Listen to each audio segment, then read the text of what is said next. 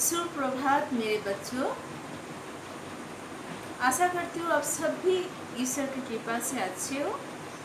आज मैं आप लोगों को भाषा कलश पढ़ाने जा रही हूँ, तो आप सभी भाषा कलश को निकालेंगे, ठीक है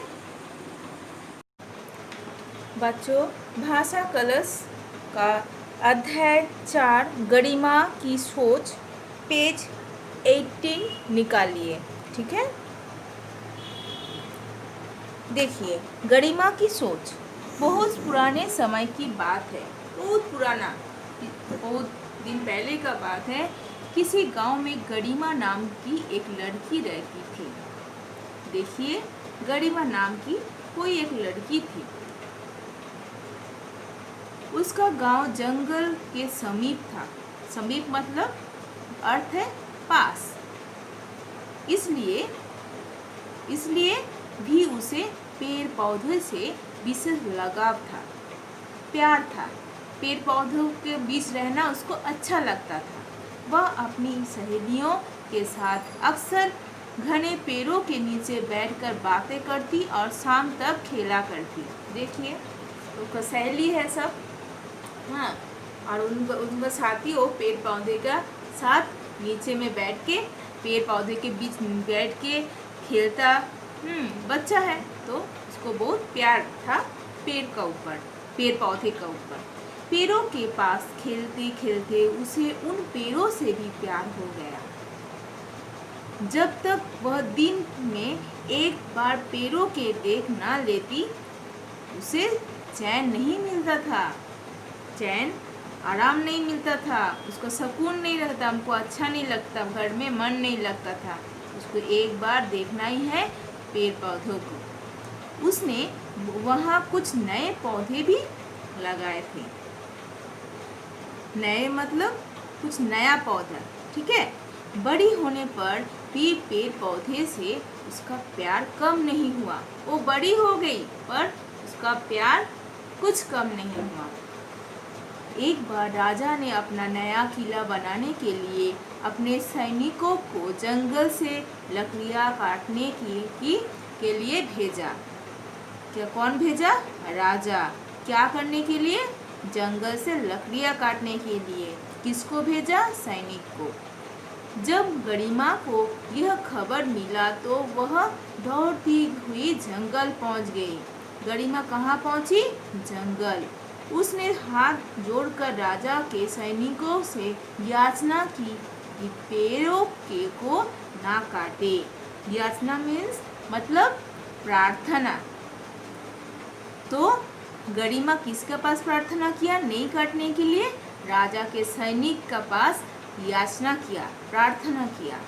वह उनके आगे देर तक रोती गिड़गिड़ाती रही, पर उन पर कोई असर नहीं हुआ। किस पर असर का अर्थ प्रभाव नहीं पड़ा राजा के सैनिक का ऊपर। वो इतना रोई। गरिमा के लगाए हुए पेड़ भी धराशायी हो गया।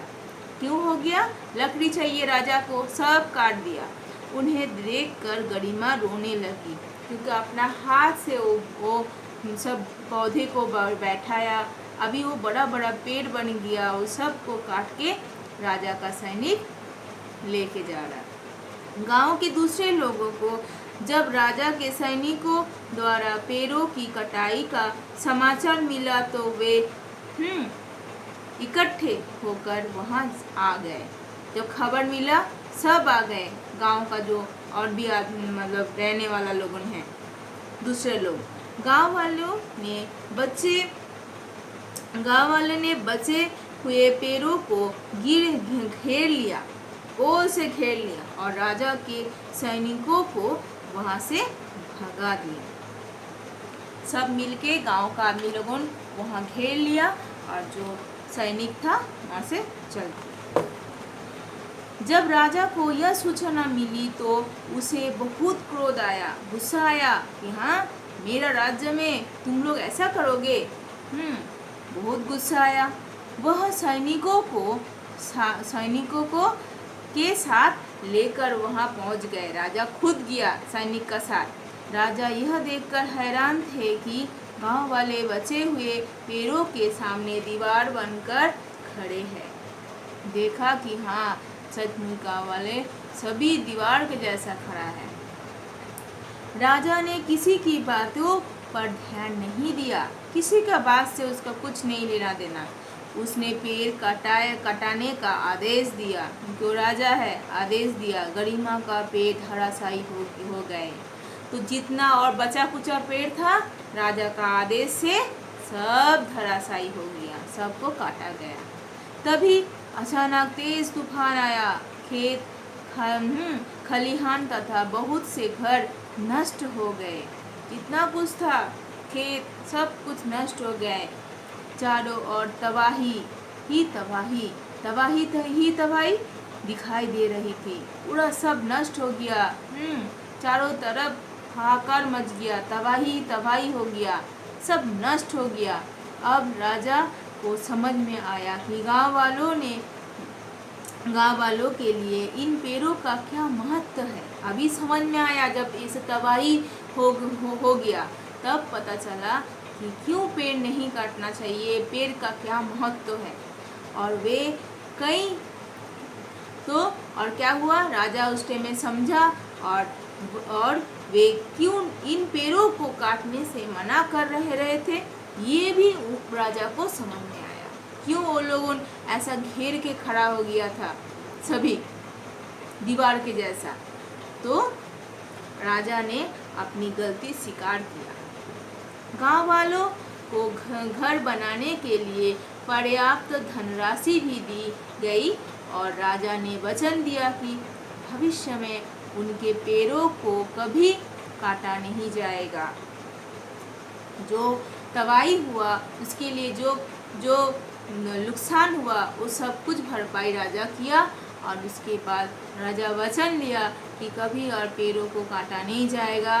और यह सुनकर गांव वाले प्रसन्न हो गए और राजा की जय जयकार करने लगे। शिक्षा क्या मिला, ये जो कहानी छोटा सा जो कहानी आप लोगों को समझाया, उसमें क्या शिक्षा मिल रहा है। देखिए, पर्यावरण की रक्षा मानव जाति की रक्षा है, क्योंकि आप लोगों को पता है पर्यावरण रहना कितना ज़रूरत है। पर्यावरण ठीक नहीं रहेगा तो आंधी तूफान सब कुछ आ सकता है, सब कुछ नष्ट हो सकता है। तो हम लोगों को पेड़ लगाना चाहिए और पेड़ काटना नहीं चाहिए।